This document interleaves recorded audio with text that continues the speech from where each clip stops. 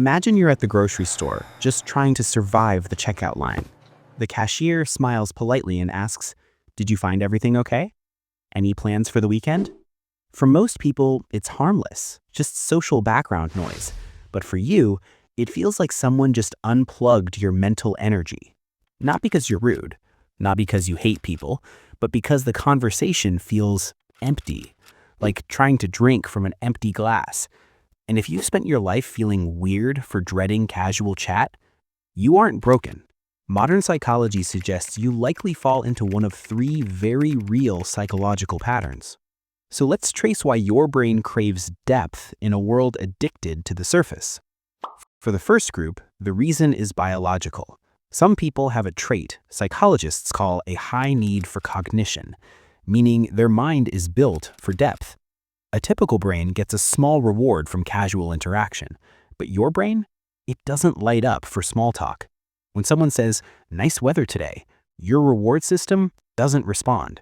It's like trying to run a high-performance engine on low-grade fuel. But ask you something real, what do you believe about life? What keeps you awake at night? What do you actually care about?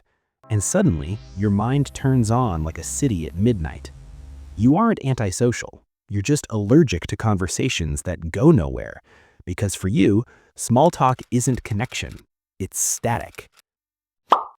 For the second group, small talk isn't boring. It's exhausting because it feels like a performance. While others chat effortlessly, your brain is running a silent checklist. Am I smiling enough? Did that sound awkward? Should I ask a follow-up? Do I look normal right now? Psychologists call this cognitive load. You're not just talking, you're watching yourself talk. And when you're busy performing, you can't actually be present. So the conversation feels fake, disconnected, like you're outside your own body acting human.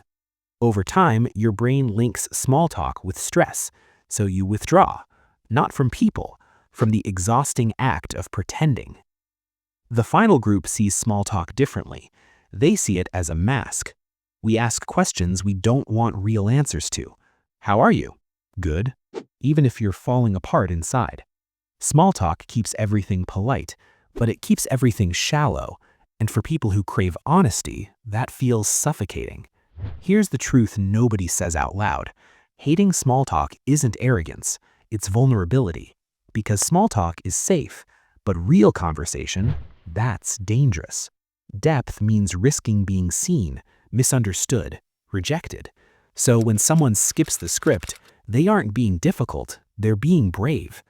If you hate small talk, you aren't cold. You're just done pretending that shallow feels satisfying. Maybe you don't hate people. Maybe you just hate the distance. And that's exactly why solitude feels so healing. In our previous video, we explored the hidden psychology of why some people genuinely love being alone, and why silence can actually reset the nervous system. You can watch that deep dive here. And if this video explained something you've always felt but never had words for, then hit that subscribe button, because this channel isn't about psychology facts, it's about psychology that explains you.